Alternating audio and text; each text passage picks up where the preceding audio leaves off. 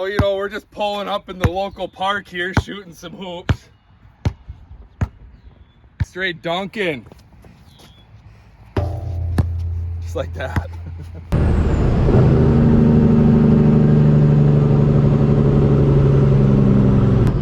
Alright guys, while we're dropping the truck off here, we gotta get some stuff looked at. We're gonna get this rear looked at because as you can see on the ground there, it's dripping. Truck has been overheating. We got that big oil leak up underneath. So we're dropping her off and hopefully gonna get her fixed up. Just went and paid the old hefty bill there to have all the radiator done, new compressor, bunch of stuff they did to it.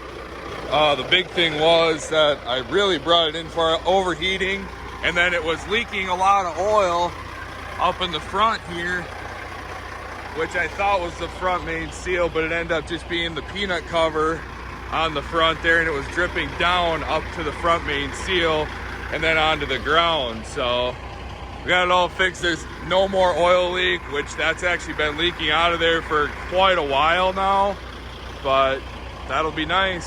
So hopefully it's a hot minute before we got to rebuild it. Good morning, you guys. We finally got the truck back. However, last night when I picked it up, I'm sitting here in St. Cloud, Minnesota right now. A couple times it ended up feeling like it lost all its power, like cut out. I don't know what the deal is. And now the temperature seems like it's sitting right at like 200 all the time, so I gotta get that checked out. All right guys, so I'm gonna answer your guys' question on why I use this instead of paper. Technically, this is still just like using paper. I have nothing connected to my truck to be inserting statuses for me. I used to use papers only, like the paper logs, but what would happen is I would make a mistake on it and then not catch it. So by using the Keep Truckin' app, I'm able to insert I'm able to insert my statuses. So for example, we'll go in here, and then that red on top was just because for some reason I lost my internet on my tablet. But anyways, you can go into and then insert past duty status, and then like let's just say for example, I already put my time, start time and stuff in there. Let's see, I started at like 2 in the morning, go on duty, and then I can put in my location, and then we'll do pre-trip, and then you just hit save, and then there you go. Now you got just like you penciled it in, but now it's all on the digital. It just makes it a lot easier to stay out of violation when I do it this way for me, instead of doing it on paper and trying to think, okay, did I make my line long enough? Like, did I make it too long? Am I out of hours now? All right, guys, well, I just went through and greased as much as I could on the truck while I'm sitting here. I'll go through and show you guys what I had done to the truck while it was in the shop. But I got everything greased up as much as I could. Up in the front, I could get everything, obviously. I got my drive line back to here. And then I just can't get in the back under the trailer right now. They're getting me loaded up right now. We're sitting in St. Cloud. We're gonna go over to Wisconsin Rapids. So, all right guys, well, we just got loaded up here and we're gonna get on our way over to Wisconsin Rapids. So I'm just gonna get in here. I'm gonna add in, change what we're hauling here. All right, well, let's hit the road.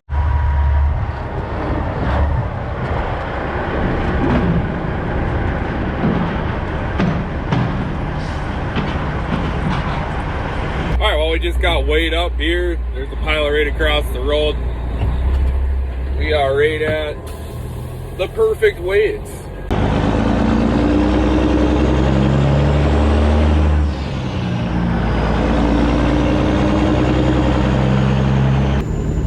Alright guys, well, we're made it to Eau Claire. We're gonna stop off here at the Quick Trip. I'm gonna pick up Maddy, probably grab a coffee, and then hit the road again. Might as well listen to the good old Jake brakes, do some crack in here.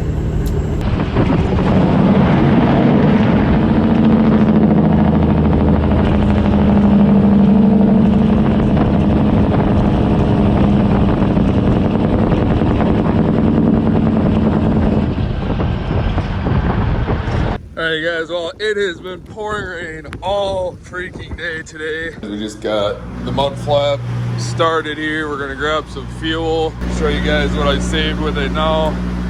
I'll be up over 500 gallons or $500 of savings with it. So I mean, that's a free tank of fuel basically. Oh, good morning you guys. Just woke up here in Plainview where I fueled up last night. We are gonna hit the road, show you guys how I parked like a complete idiot last night because it was literally like the only spot I could find here. So there's all these trailers and stuff, and I don't know, these must be like construction people here, but as you can see, everybody's parked that way. I just literally parked long ways in front of all the construction stuff because I figure, well, they're not going to be moving before I'm gone. All right, well, we finally made it to Rochelle here. I realized that I'm coming in from the wrong way, so I'm going to shoot up in between these trailers here and come in from the other side so I don't have to blindside it, because you all know how good I am at that.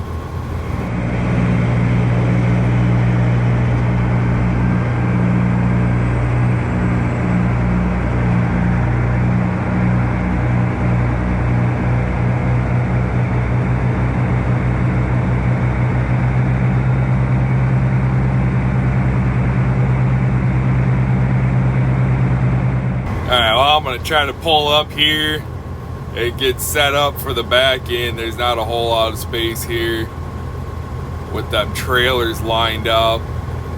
I mean, it's plenty space if you got a zero turn like everybody else, but this is gonna take me a couple tries, I guarantee it.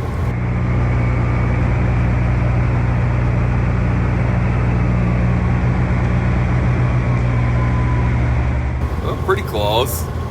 The right direction anyways.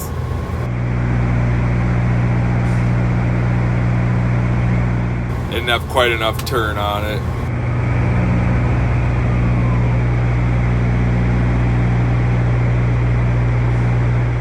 Alright, let's give her another shot here.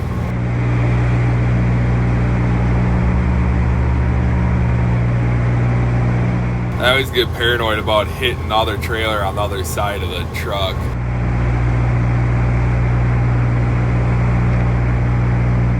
Alright, we're getting a little closer now. Set the camera up on the wrong side like an idiot.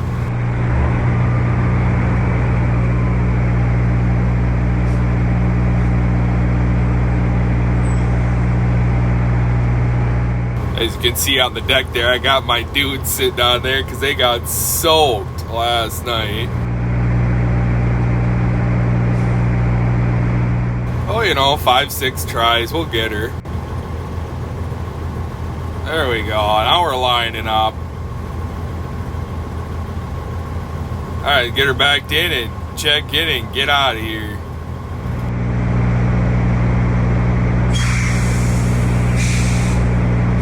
Well, we got unloaded. I just wanted to show you, look at the price, $3.55 for diesel here. I did look, you can get it out of the mud flap for like $3.05, but man, that just seems like robbery, man. Gonna go hop into the old Macdonald's to grab some coffee and a little bit of food maybe. Well, as you can see, we're running the old milkman hat today. Got a coffee and I got a burrito. Only unfortunate part about being gone, you know, a couple days longer than you thought or whatever, is that when you try to pack food to bring with, you don't pack enough. Also kind of a sucky thing about having a smaller sleeper is just not a whole lot of room to be able to pack stuff and have a nice fridge in there. But so yesterday, pulling into that Plainview Travel Plaza, there's some massive potholes that you couldn't see because of all the rain, and ended up dropping into 2 of them and smashing underneath my bumper up, but it doesn't look like it did anything. The dents that are there or whatever were already there, so. But man, to hear that thing smash on the ground when you sink into them potholes, that just is not a good sound. But Maddie thought she'd try opening the hood of my truck.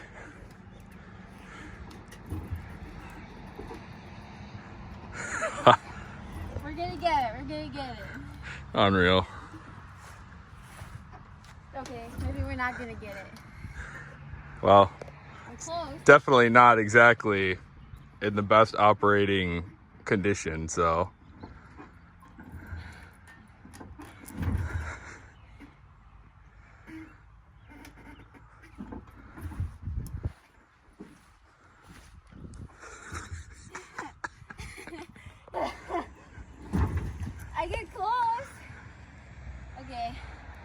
Done?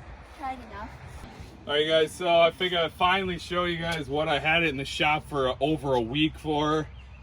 I've been trying to show you guys throughout the video, but every time it was raining really hard and I wasn't about to stand out in the rain. So anyways, it was overheating, as you guys could see a couple videos ago, really bad. I couldn't hardly do anything with it without it overheating. So we went ahead and we put a brand new radiator in here. And then also my compressor was pushing a lot of oil and water through. So I put a new compressor on there. And then they put a new plunger on the fuel filter because that thing was all messed up. And then you can see they put all new, we'll walk around to the other side too, but they put new like tubing on there too. But it definitely doesn't overheat. I mentioned previously that it seemed weird that it sits right close to 200. I did a little bit of research and found out that's basically where they sit, is like 190 to 200. And then the fan kind of kicks on at like 205 or 210 or something like that. But yeah, I guess I have not had any issues with it overheating. Last night when I was sitting, it did do that cutout thing again. So I don't know what that is. It sounds like the engine just kind of like dies for a second and turns right back on. No idea what that is, but I'll get looked into. But yeah, so I figured to show you guys, that's what it was in the shop for 2 weeks for. So now it should be running good for a little while until we got to rebuild it.